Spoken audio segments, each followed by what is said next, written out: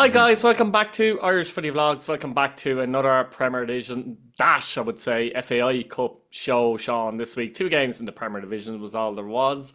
Two games in the FAI Cup, obviously the semi-finals. We're going to start off with the two Premier Division games, and we'll start off at Eamon DC Park, where Galway United drew 1-1 at home to Dundalk. Hickey on 41 minutes, and Owen Kenny with a very late equaliser to get a point for Dundalk. And I suppose... from Galway's point of view, they're obviously fourth in the league. They're still only 4 points off Shells. They're now 3 points ahead of Pats and Sligo Rovers.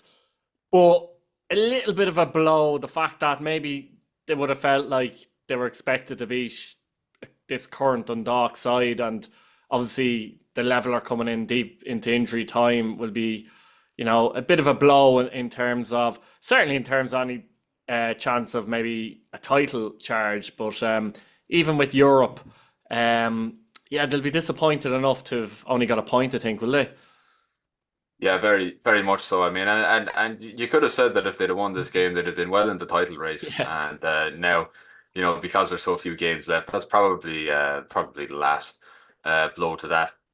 Uh, I think with the way Galway play, there's always a risk of this sort of thing happening. 1-0 is never totally secure. It's a bit surprising that the game, it finally comes back to bite them in, is against Dundalk, who have been like very poor in front of the goal as of late. But yeah, they'll be very disappointed. And even with that, I still think they had one or two chances. I know in the second half, Monroe makes a very bad error, and yeah, maybe Galway could have capitalised on it. But yeah, I mean, I just think with the way that Galway were playing, it looked like from when they went 1-0 up that Dundalk were always the more likely team to score, which, I mean, there wasn't much in it, but Dundalk were slightly more likely to score, the two teams. Yeah, I just wonder if there's all of a sudden the level of expectation for this game for Galway might have caught them a little bit, because obviously they've been playing without a level really of expectation Mm. all season, and just all of a sudden it was like, we're home to the bottom team of the league. If we win, we can actually close the gap to the leaders and actually really cement our place in fourth in the league at the very least. A win would have had them on 52, for example. And I know Pats and Sligo Rovers have a game in hand, but you still have to win those games in hand, and it'd still be ahead of them regardless. So I wonder if that came into Galway's, a little bit of nerves also came into play. I wonder. I wouldn't say so. They didn't look that nervous. Anyway, I think, of course, this is the big talking point of the game, but I think something that did affect it as well is the fact that they played the last about 10 minutes of the game with 10 men, and that Hmm. man they were missing was Greg Cunningham, Hmm. which was a big loss for him. But yeah, I wouldn't really say nervous. This is kind of the way they've played all year. Hmm. A little bit surprising though that with how vulnerable Dundalk are, that they didn't get that second goal, which probably would have killed the game off. Oh, 100%. From Dundalk's point of view, it's kind of like a bittersweet thing in a way, because obviously you score a late goal away to Galway to get a point. It's actually, on the face of it and on paper, a good result. But in reality, it doesn't do much for them at all, does it? I mean, they're bottom of the league. No. They've had played a game extra Mm, to Drogheda, seven mm. points behind. It's one of them where maybe there's an acceptance at the club, maybe there's an acceptance amongst the players in a sense that they're probably going down. But as I said, it's a good result, but not really good enough to what they have to do, I don't think, is it?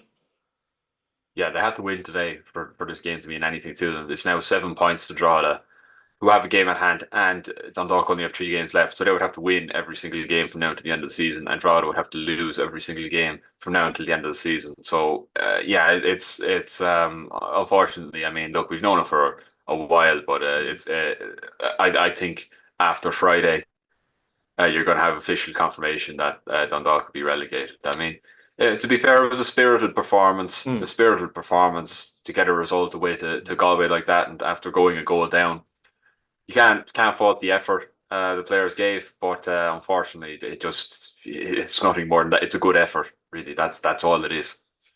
Yeah, on to Sunday where Shamrock Rovers beat Shelbourne by 2 goals to nil. This was a massive game at Tallaght Stadium. Jack Byrne with the opening goal in 18 minutes, and Neil Ferrugia sealing it on 85. And I suppose just looking at the table, what this result does is it puts Shamrock Rovers 2 points behind Shelbourne. Shelbourne now have one win in the last 10, Sean. In the last 10 games, only Dundalk have worse form in the league than Shelbourne. They obviously went into this game, Shelbourne as well, missing a number of players. And really, though, it's the first time this season they have benefited, let's say. They have had a reasonably fit squad and all season compared to some other clubs, including Shamrock Rovers as an example. So, you could argue it was a spirited enough effort by Shelbourne in the game, and in the first half they weren't bad at all.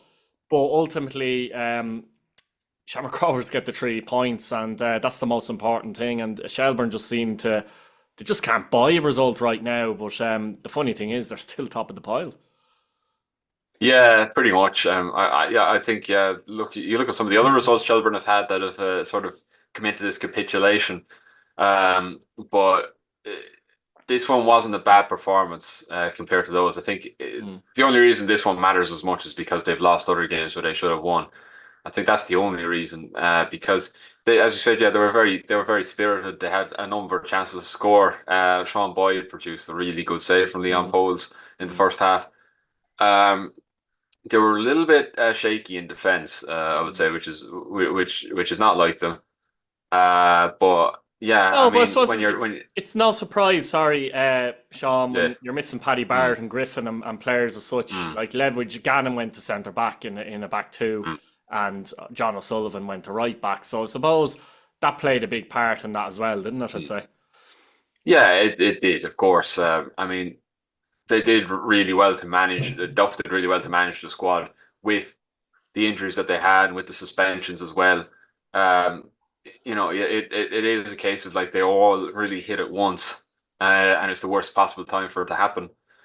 Uh, yeah, but as I said, it's like this game matters so much more because of games where Shelburne should have won. I think if looking at the game on its own, Shelburne can't really have too many complaints.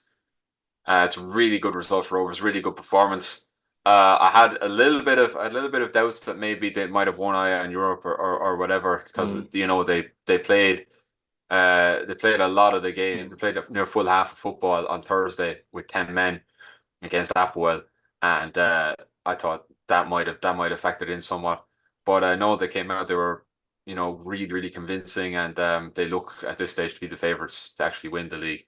I think was it Stephen McPhail who said it? It wasn't Bradley. Stephen McPhail came out and said that they're only missing two players through injury, so they've been able to manage the squad a bit better as well. And Mm, he actually said at one point at the start of the season they only had eight, let's say, fully fit actual players, which tells you there were one or two players playing with a niggle or a knock or something as mm. well. So no matter how good your squad is, that's just ridiculous amount of like Yeah, injuries to be having, and it can be costly. But any other team wouldn't have a hope of winning the league in this situation. But as you say, they're still mm, there, and some people would have them favourites now. mm. Yeah. I mean, you look at the depth of squad that Rovers have and the players that they're able to bring off the bench when they have a fully fit squad. Mm, No other team in the league really can compete with that, and that's probably why they're in the position more than anything else. Why they're in the position they're in at the moment, and mm. why they're able to bounce back from being so many points behind. Yeah, and quickly, just before from Shelbourne's point of view, as I said, one win and 10. What do you put that down to? Do you put it down to are they bottling it a little bit? Are they getting a bit nervy in the run in, or is it a case of they're running out of steam a little bit? What way do you see that at the moment with them? I don't see it as running out of steam. You look at they haven't had some of the stuff to do. Like, for instance, Rovers have been. You look at the two main contenders at the moment, which are Rovers and Derry. Mm, Rovers have had to manage Europe, and Derry have had to manage a cup run. mm, Um, Shelbourne have had a handful of games in Europe, but not as much as the two competitors that mm, they're going up against. And I have to say, at this stage, it does look more like they're losing their nerve. You have maybe one or two players, Sean Gannon and Paddy Barrett, who have won the league before, and I thought that might be enough for him. Those players might mm. steady the ship, but it doesn't look like it. It, it it's yeah, I think you have to conclude that it's a case of the players losing their nerve a Mm. little bit when it's like this. Mm. Yeah, very possible. On to the FAI Cup semi-finals, and first one was at Dalymount Park. I was at both these games, by the way, at Dalymount and at Mm. Weavers Park. But it finished Bohemians nil, Derry 62. Michael Duffy on 40 with a brilliant free kick, and on 72. It was a good strike. It was he got away from two defenders, struck it well, and the Dalymount bounce, as I call it, deceived Turetsky in goal. I don't think I'm blaming the keeper for that. It's an awful bounce, to be fair. It's hard to legislate for that, but anyway. Um, Really interesting game. I thought going into the game, I expected. Look, it's a home game for Bows. It's at Dalymount Park, Cup semi final. I expected a bit more bite, a bit more quality, a bit more tenacity from Bows in the game. And to be honest, Sean, it never really came. I thought it was a very, very poor Mm. performance from Bows. Very poor performance. And I think Derry were functional Mm. and got the job done, basically. I don't think Derry were fantastic by any means. They didn't have to be. A lot of the time, Bowles had a lot of possession. Derry were happy to sit in, knowing that I'm being comfortable sitting in, knowing that it was highly unlikely Bowles were going to do much with the ball. Brian Maher didn't have to make a save in the match, and what I mean by that is he didn't have to make any save of any sort. And it's Mm. not as if Bowles had any chances that, you know, the way sometimes you hear that and a team has three or four shots whistle past the post or something Mm. like that, you know? None of that. Mm.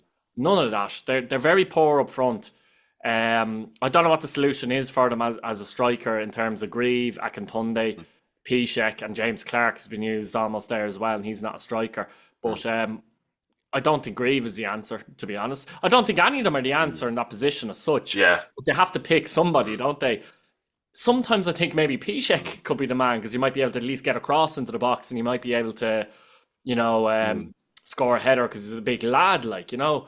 But they're Mm. really struggling that way. But they struggled in a lot of facets, I thought, on Friday night. I thought, look, Tierney and Devoy tried to get them going, but there was a lot of bad quality in some of the general passing. Some passes were under hit, some were over hit, and kind of basic enough stuff. They also, in my honest opinion, they don't look like a team. They don't look like a team for a start, but they don't look like a side that know what they're supposed to be doing. And I'm looking at the manager in that way. If I'm honest with you, I'm not sure. I'm not sure if the way forward is with Alan Reynolds or not. I know there's issues and they could do with a striker, but from Mm. Derry's point of view, though, as I said, they were functional. Duffy was brilliant in the game. Any chances, McMullen had a Mm. 1-on-1 where he should have scored. Any chances that did whistle past the post, etc., were Derry chances. Turetsky made a save or two as well. So without Derry being like really top form, they won the game very, very comfortably, Sean, and they'll Mm. be delighted to reach another FA Cup final now. Yeah, it's huge. It's huge for them. Where the league form hasn't been that consistent. They've been very decent Mm. in the cup. I would agree with pretty much all of what you said. That I thought Bowes. I was a little bit disappointed with Bowes because I thought, yeah, the home crowd gets behind him at Daily Mount. It's a big game. And They've even the been to two atmosphere, Sean, finals. was poor. Even from the first minute, the atmosphere was not good at all for a big I semi-final mean, at because home. they've been to two finals in the past 3 years, and haven't won it. You think, okay, look, you're gonna go into a game that's going to be against Drogheda or Wexford, which no disrespect to either of those teams, but it's a more winnable prospect than say playing Pats twice in the cup final, especially like I don't Mm, know, but mm. just yeah, very tepid. The second goal, like it really summed up the game for both sides because it's I mean it's brilliant from Michael Duffy, but Mm, I know there's a divot mm. before the goal, but I think Taraska should You really think be so? saving that. Mm, I think so, yeah. mm. I looked at that goal. I thought I it will was say very, though, very I soft. don't know what it is, but the goal mounts at Dalymount Park have to be the worst goal mounts in the league. They're Mm. just divots and bumps and hills and Yeah, it you know. does. It takes a bounce, all right, Yeah, but yeah. I'm still looking at it. It doesn't smash into the back of the net. Like the first goal, fair enough. There's no stop. I know people. I saw some people saying, okay, well, his foot placement was wrong, Trezeguet, but like that is such a fine margin, and it's a great free kick, so I wouldn't have any complaints I'm not there. sure But the second goal, if you put any goalkeeper in the league there in goal, no, I'd be very no one's surprised if they stopping saved that. that. Put it No that one's way. stopping that. Whereas your argument with the second goal, Yeah, I could see some other Mm. goalkeepers maybe making the save there, or Taratska Mm. again, like if it happened Mm. again type thing. Yeah. But the first goal, like that's beating McGinty, Marr, whoever you want to call, Mm. Cairns. You know what I Absolutely. mean? Yeah. Yeah. But yeah, yeah. I mean, I suppose that wasn't the really disappointing thing. The really disappointing thing was just how poor Bows were at the other end of the pitch, in front of goal. Just yeah, absolutely nothing. I mean, it's been going on for like nearly the whole season that Akin Tunde and Piszczek and whoever else you want to put up there, it just hasn't worked out for them. I mean, they've got some talented players there, Hmm. and I think yeah, you do have to point to the management. You have to point to Pat Flynn and you have to point to Alan Reynolds and say this is the reason why it's not working. Rennie has been there now for uh, Hmm. not entirely a season, but like coming up on a season now, like very early into next year is going to be 1 year, Hmm. and you've actually seen this team go backwards Hmm. from the Declan Devine days, Yeah, and 100% you have. I think if you're the ownership of Bowes, you have to look at getting rid of the two of them, to be honest, because as much as the tactics are very confusing at times and bizarre really to understand, player recruitment has been Because very Sean, you have to strange as ask the well. question as well. Like, there's going to be an awful lot of managers who won't come into bowls because of the way the football side is run. Let's say, I would Yeah, just. yeah, yeah. I mean, I don't agree with this director of football approach too much, to be honest with you. Like, the manager. Directors of football can have different roles, Sean. Like, you know what I mean? Mm, Like Pats have Ger mm, O'Brien, but he's not yeah, bringing in the players. Like Stephen Kenny's bringing in the players, but he will yeah, be involved in mm, negotiations and the yeah, financial side and bits and yeah. pieces like that and other things. Mm, But at Bowes, it seems to be mm. I'm bringing in the players pretty much. Yeah, And that's what I mean. Like he, it's by the that. way, he doesn't Yeah, really even go to mm. many games. By the way, either, which is odd as well. But anyway, Yeah, which is very odd. I mean, but you go back to like even the Declan Devine days. This is pretty much what I'm saying is that like it seems like Fenlon is picking the players that he wants, and mm, there's like little to no consultation involved in what the mm, manager thinks. mm, And it's very damning for him too, because you could say with Declan Devine, okay, maybe the two didn't get on so well. Maybe Declan Devine was a bad manager and needed to go. But they brought in Alan Reynolds because he had history working with Fenlon. They worked very well together down in Waterford, and it's not working out still. And and there's a that real begs the question, prospect. Sean. Is that why he was brought in? Because he's kind of a buddy Yeah, of Pat I I, Fenlon. I think 100%. I think that's why. Mm, 100%. I think that's why. And there's a real prospect you have to take into account that this team could be in the playoff mm. come November. And if that happens, whether Bows win or lose that, that's Oh, surely unacceptable. get very toxic. It's starting to get there already, I have to Mm, say. But from Derry's point of view, yeah. like job done.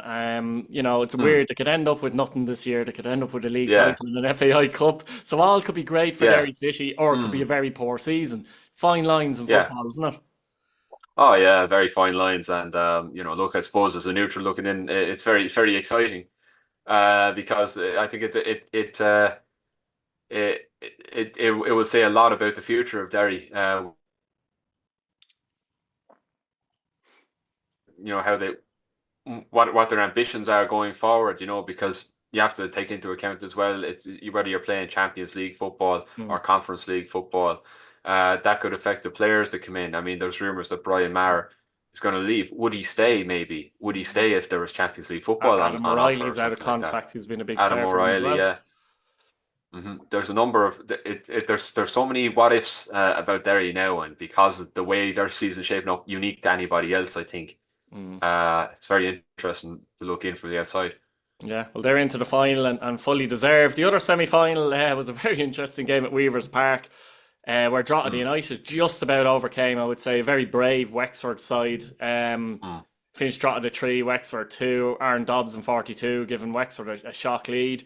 Adam Foley equalises in 65. James Taylor puts Drogheda ahead in 77. Dobbs equalises once more in 79. And in the final moments of the game, Foley grabs the winner just before extra time. Could come into play to give Drogheda a 3-2 win. And have to say, fair play to Wexford because, look, they mm, can score goals and they've proven that in the first division. They're the top scorers. But they really did.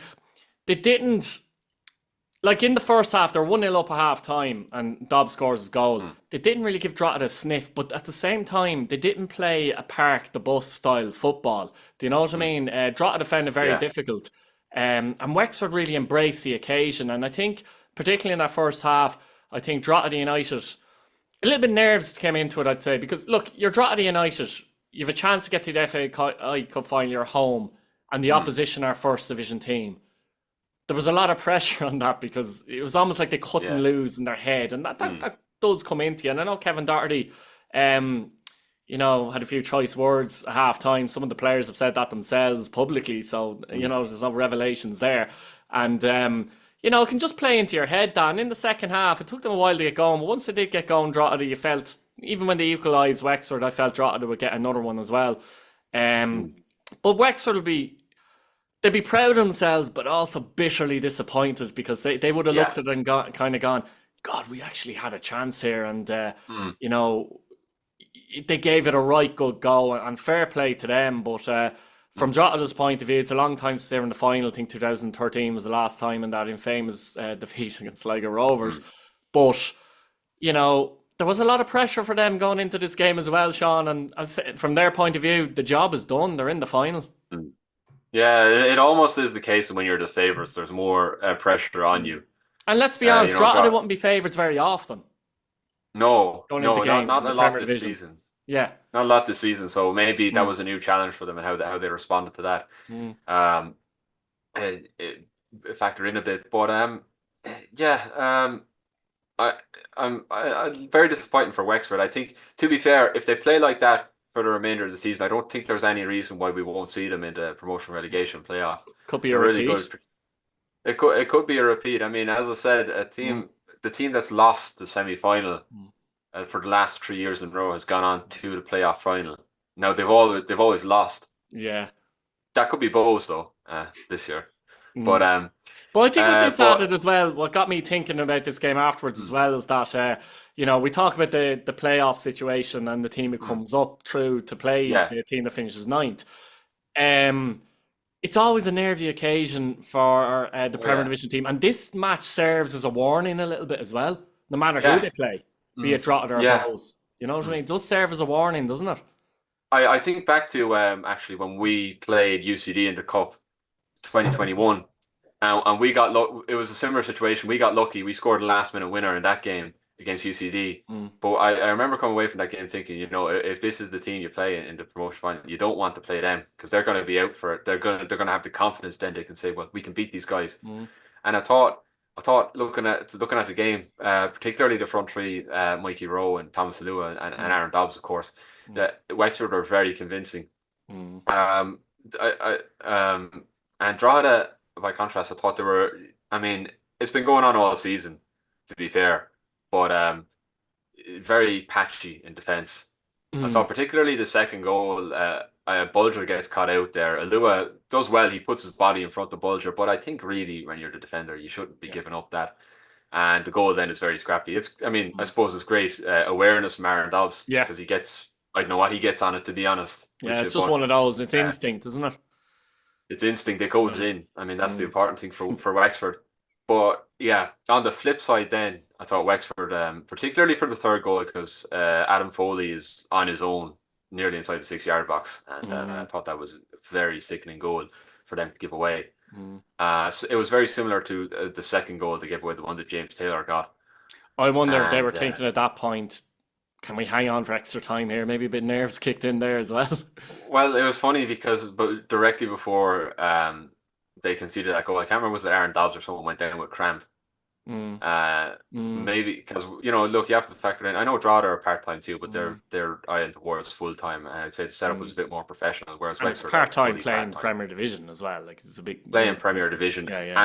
and they're the away side, and Mm. you I know think a lot Drogheda of would have other. done them an extra time, if I'm honest with you, though, if it had to go to Yeah, extra time. but that's what I'm thinking is like if Mm. Wexford hang on for full time. I'm not sure that's a smart idea because I Mm. think Wexford really would have run out of steam then, and Drogheda Mm. would have won. Maybe 4-2 even. Mm.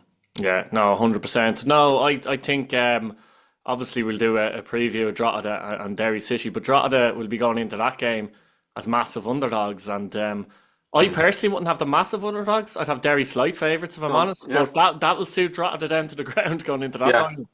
Well, I mean, look, they have beaten Derry in the league Mm, last week, actually. So mm, it's not impossible. It'll be a tight game, I mm. think. I don't I think there'll think be so. anyone running away with it. Mm, Mm. 100%. Look, Sean, that was brilliant. We leave it there. Guys at home, let us know what you think in the comments. Subscribe to the channel. And once again, thank you for watching. Thanks, Sean. Brilliant stuff. Cheers, Keith.